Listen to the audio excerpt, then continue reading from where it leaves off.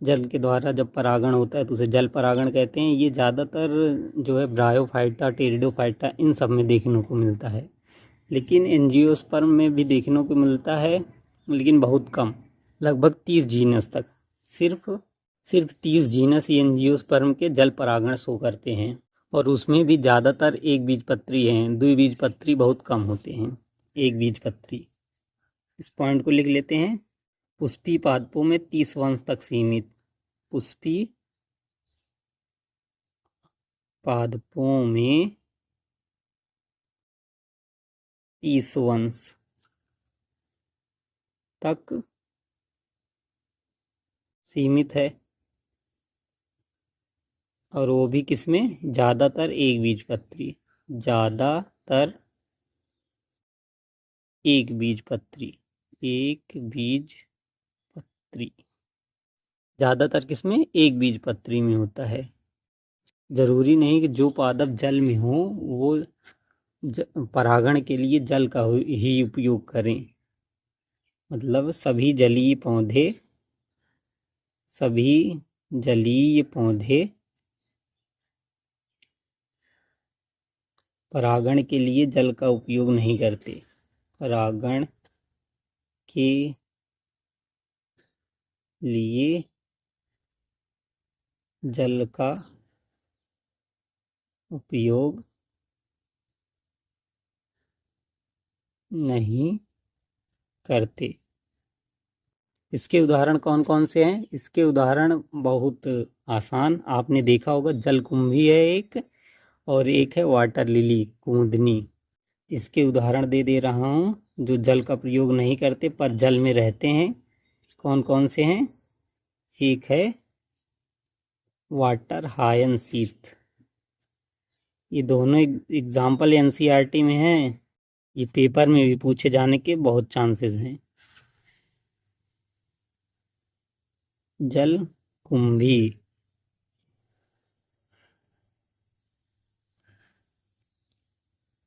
क्या है पहला? वाटर हायनसीथ यानी जलकुंभी, और दूसरा क्या है? वाटर लिली, वाटर लिली यानी कुमुदनी,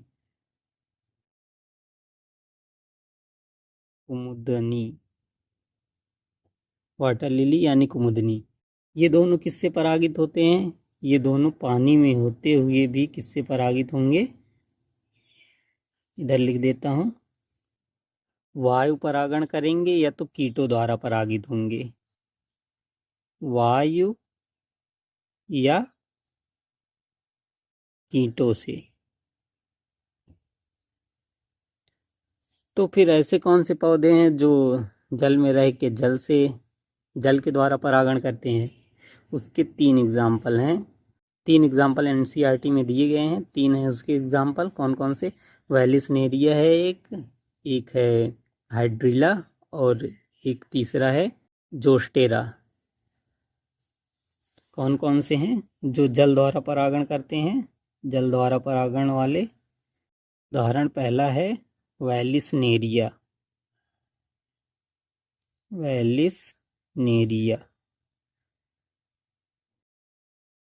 दूसरा है हाइड्रिला,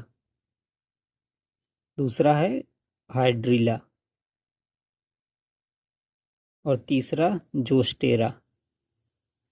ये दोनों जल परागित हैं, लेकिन ये ताजे पानी के हैं, फ्रेश वाटर में रहते हैं, ताजे पानी। जबकि जोस्टेरा जो है ये समुद्री पानी का है, समुद्री पानी। और एक तरीके की ये क्या है? समुद्री घास है, समुद्री घास।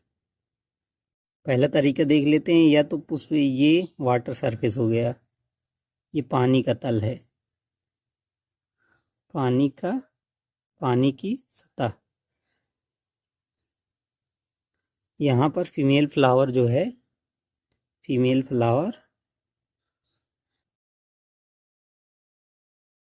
फ्लावर यहाँ तक रहेगी, पानी की सतह तक।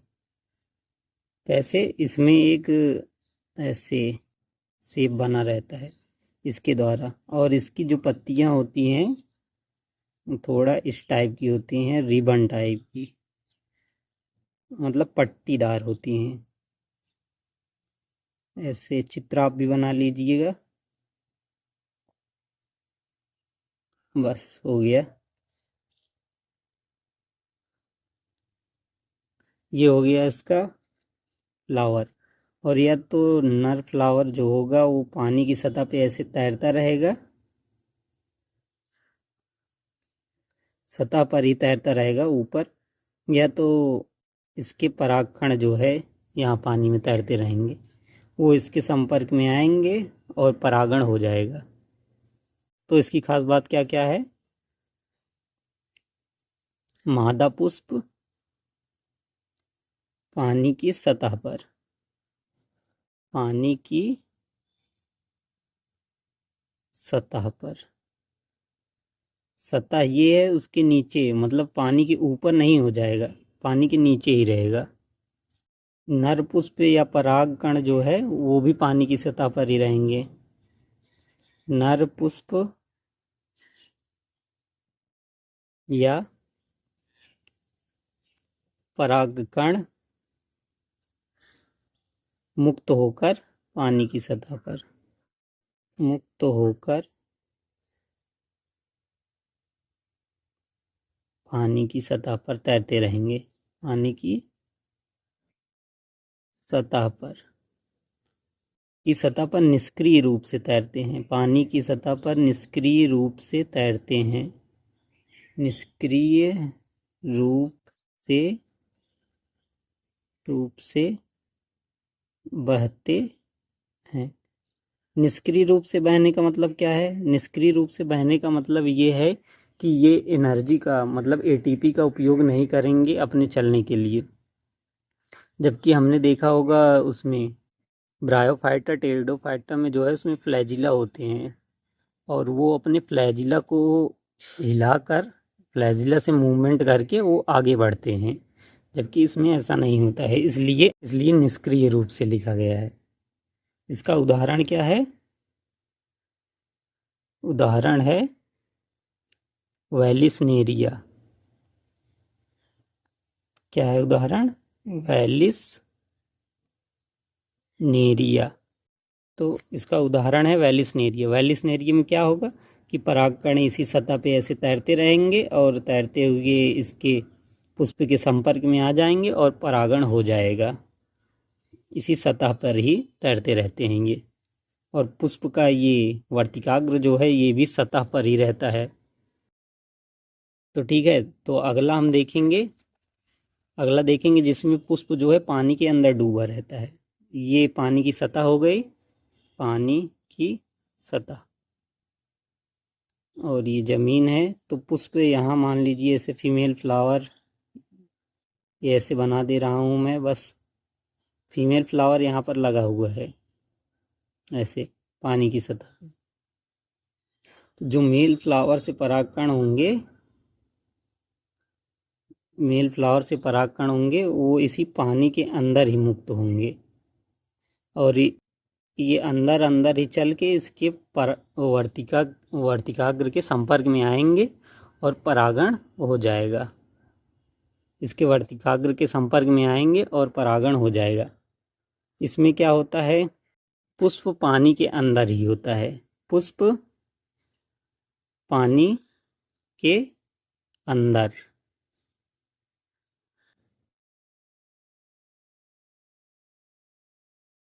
और पुष्प पानी के अंदर होता है, और परागकण जो है वो भी पानी के अंदर ही मुक्त होते हैं।